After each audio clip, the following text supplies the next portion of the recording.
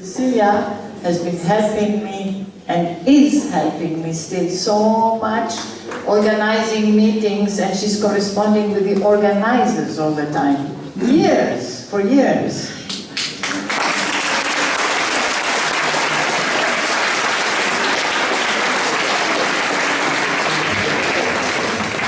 Well, Vasula wants me to share my story with all of you. My conversion, okay. Anyway, I'm from the Philippines, and as we know, the Philippines is a very Catholic country. I come from a very religious family. And I met,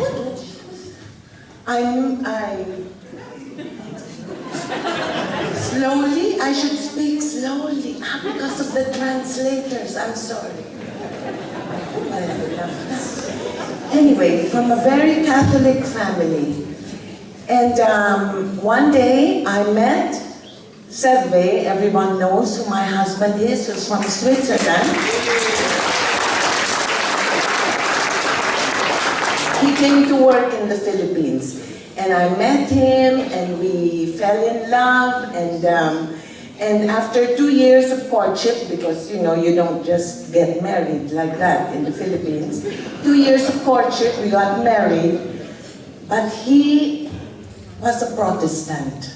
But that's fine, he agreed to all the requirements of the Catholic Church, signed all the papers, and we got married. But as everybody knows, marriage is not always easy. Yes or no? On top of it, suddenly we had a religious question. He would tell me, "You Catholics, everything is forbidden." And I would look at him and tell him, "Well, with you Protestants, you're too free." And so it would go on like this and like that until one day we decided, okay, let's forget religion and let's concentrate on our relationship. So that's what we did. We threw religion out of the window and decided to enjoy life. And we did. And after a few years, life begins to feel empty. And I was on my spiritual search. But I couldn't go to the Catholic Church because by that time I thought, oh, it's so primitive. I was living in Switzerland then, far from my family. It's so primitive. No, I don't believe in all of that anymore.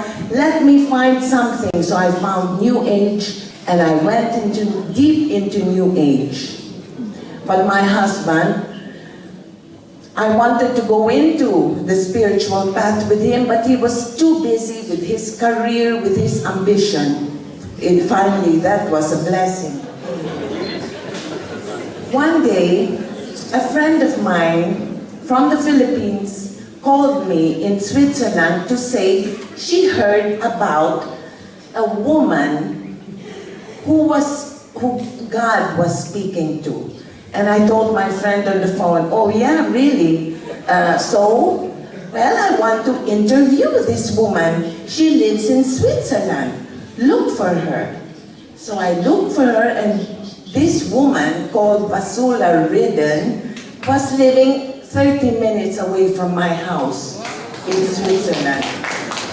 And then my friend said, call her, I want an appointment with her. I'm going to interview her for Philippine television and video. So I said, okay. You know, as most people know me, I'm a very friendly person, right? You tell me about someone, I'll go up to that person and say, hi, I'm Cecilia, you know? You can be the president of, no, not Switzerland, no. But I'm not shy. But when my friend told me about this woman, I said, I'm gonna write the letter, okay? Because I had driven to the address where this woman lived, and I checked, yes, she lives here. But I'm not gonna ring her doorbell. I'm not gonna do that. What if she opens the door and she's full of stigma?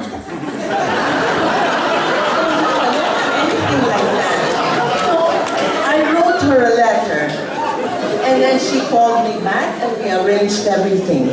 And then volcano, Mount Pinatubo, erupted in the Philippines. We remember that, I think. And she was delayed. So I called Vasula and said, you know, my friend is going to be late because the volcano erupted, the airport's closed. Can she interview you a week later? And Vasula said, yes, but not in my house because my son is arriving from Sweden. And my house will be full of boxes. So I tell her, okay, come to my house. Come to Nyong, which is half an hour from her, and we can meet each other and she can interview you. So Vasula asks me, how will I know you, who you are? I said, well, you know, I'm an Asian. How will I know you? And then she says, oh, I'll be driving a gray Fiat, 3 p.m. Wednesday. So I'm at the train station waiting for this gray Fiat to come in, and 3 o'clock sharp, the gray Fiat comes. And I'm in my car, looking across the street at this gray Fiat, and I see a hand come out like this, you know? And then the door opens, and this woman comes out of the car, crosses the street to me to say hello, and what do I see? I see this tall, blonde, slim woman with boots, wearing boots this high, and tight jeans. And I say, behind my wheel, while she's crossing the street, oh my gosh, God talks to her? I don't think so. My poor friend came all the way from the Philippines to meet a fake. But when Vasula came to my window and said, oh, hello, yes, how are you, you know? Please follow me to my house. And so Vasula came to my house. She was interviewed by my friend, and I was listening to everything for about an hour. And at that time, the messages were not printed yet. At that time, Vasula was describing how Jesus looked. His face, the color of his hair, wavy, light brown hair, his eyes, clear pools of blue, and his dimples. That was the beginning.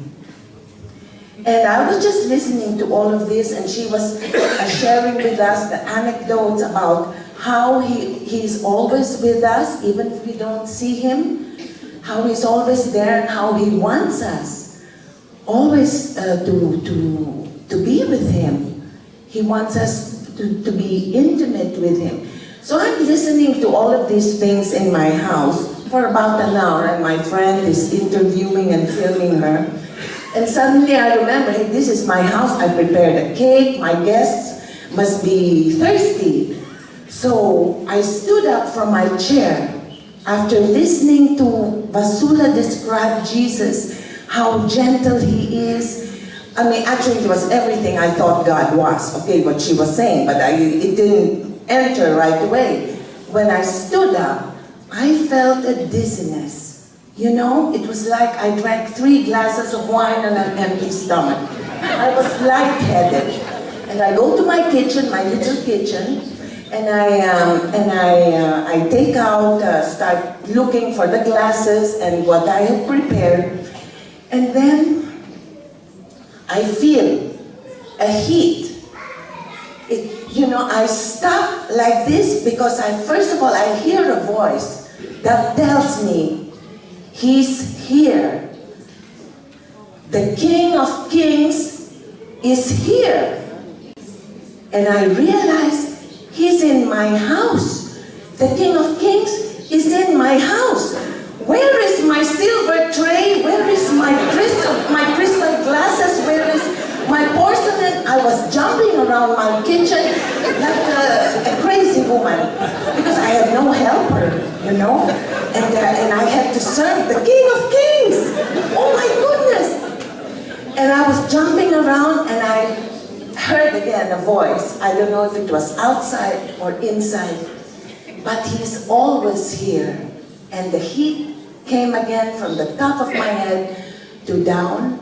And I took my wooden tray with the glasses and the cake and everything, and I came and served Pasula and everyone in my home. That was my experience of conversion.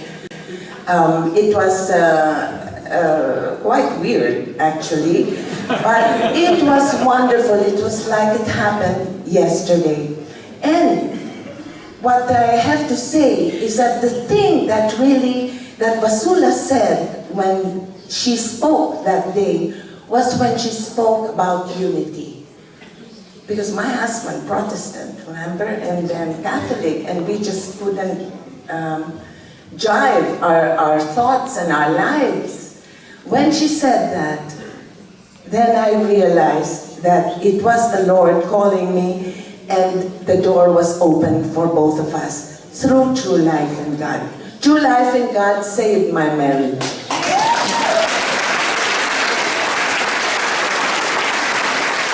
True Life in God saved my life, personally. And I thank Pasula forever. And I really